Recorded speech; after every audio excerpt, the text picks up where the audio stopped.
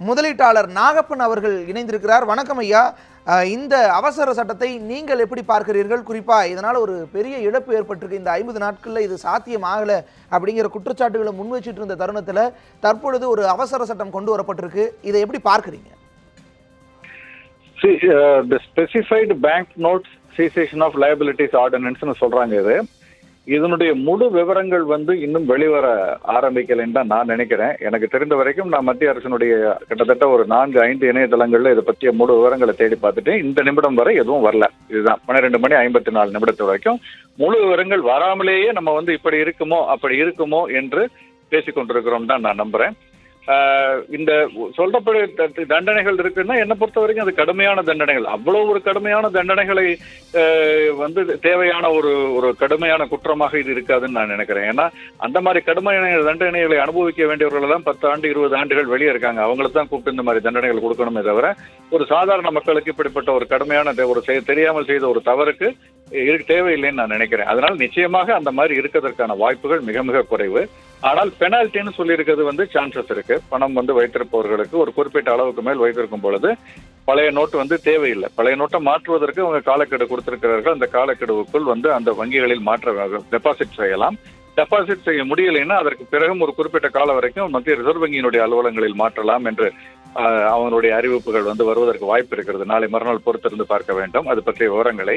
இந்த ஒரு சூழல்ல முழு விவரங்கள் தெரியாம நம்ம இதை பற்றி மேலும் விவாதிக்கிறது அவ்வளவு சரியா இருக்காதுன்னு தான் நான் நினைக்கிறேன். ஐயா, ஏற்கனவே பீட்டர் அல்போன்ஸ் அவர்கள் குறிப்பிடும் பொழுது சொல்லியிருந்தாங்க, இதனால 1 லட்சம் கோடிக்கும் அதிகமான இழப்பு ஏற்பட்டிருக்கு இந்த திட்டம் வந்ததுனாலேயே அப்படிங்கிற ஒரு விஷயத்தை பொருளாதார வல்லுநர்கள் கணிச்சு சொல்லி இருக்கிறதா சொல்லியிருந்தாங்க. இதை நீங்க எப்படி பார்க்குறீங்க? இந்த அதாவது ரூபாய் நோட்டு மதிப்பிழப்பு நடவடிக்கை அப்படிங்கிறது பொருளாதார ரீதியில் எந்த மாதிரியான தாக்கத்தை ஏற்படுத்தி இருக்கு? முதலீட்டாளர்களுக்கு இது எந்த மாதிரியான தாக்கத்தை ஏற்படுத்தி இருக்கு? பதிவு செய்யுங்க. கடந்த 2 மாதங்களாக சாமானிய மக்கள் இருந்து நடுத்தட்டு மக்கள் வரை பெரிய அளவுல அல்லல்களை சந்தித்திருக்கிறார்கள், இன்னல்களை சந்தித்திருக்கிறார்கள். ஓகே, இதுல மாற்று கருத்து இருக்க முடியாது. அந்த அளவுக்கு சஃபர் பண்ணியிருக்காங்க. இருக்க நோட்டு எல்லாம் வங்கிக்கு போயிடுச்சு. ஆனால் அதற்கு மேலான நோட்டுகள் கிடைக்கவில்லை. டிஜிட்டல் எக்கானமின்னு சொல்லி நம்ம கேஷ்லெஸ் எக்கானமி அல்லது லெஸ் கேஷ் எக்கானமின்னு சொல்லி கார்டு மூலமாக ஆன்லைன் மூலமாக பண்ணலாம்னு போனோம்னா அதற்கான ஒரு ஃபுல் இன்ஃப்ராஸ்ட்ரக்சருங்கிறது இன்னும் பக்காவா வரலைங்கிறது இந்த 2 மாதங்கள் நமக்கு காட்டி இருக்கிறது. குறிப்பாக இப்போ வர்தா புயல் மாதிரியான ஒரு சூழல்ல நமக்கு we are not fully equippedங்கிறது தெளிவாக தெரிகிறது. கையில செல்ற காசு ஸ்மால் அமௌண்ட் இல்ல, ஆனால் ஆன்லைன்ல வர்த்தகமும் செய்ய முடியாத ஒரு சூழல். மக்களுக்கிடையே நம்பிக்கையின் அடிப்படையில் மட்டுமே வர்த்தகங்கள் நடந்தது ஓரிரு வாரங்களுக்கு. அந்த மாதிரிலாம் இருந்தது. ஸோ இந்த சூழல்ல இவ்வளவு சஃபரிங், இவ்வளவு கஷ்டமும் நிச்சயமாக தேவை.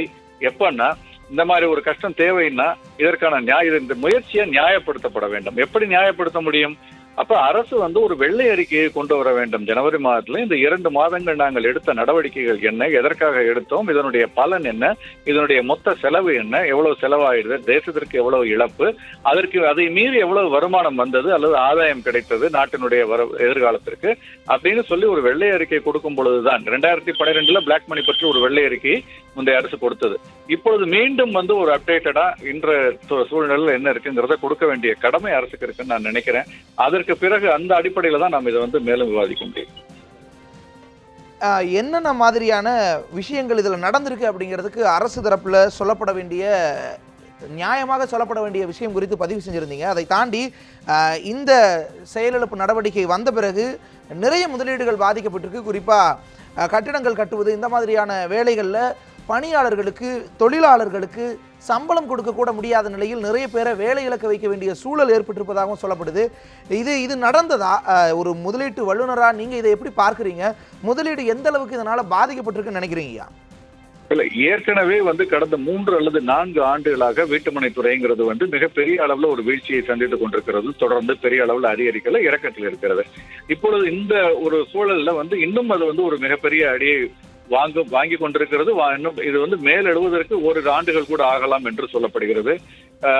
நேஷனல் அசோசியேஷன் ஆஃப் ரியல்டர்ஸ், அந்த மாதிரி கிரெடா, இந்த மாதிரி அமைப்புகள் இருப்பவர்களுடன் நாம் பேசும்பொழுதே தெரியக்கூடிய ஒரு விஷயம் என்ன அப்படின்னு பார்த்தோம்னா இந்த இதிலிருந்து மேலெழுந்து விழுவதற்கு கொஞ்சம் நாட்கள் ஆகும் என்ற ஒரு கவலையில் அவர்கள் இருப்பது நமக்கு தெரியும். ஐயா, உங்களுடைய இணைவுக்கும் நீங்கள் பகிர்ந்து கொண்ட இந்த கருத்துக்களுக்கும் மிக நன்றி.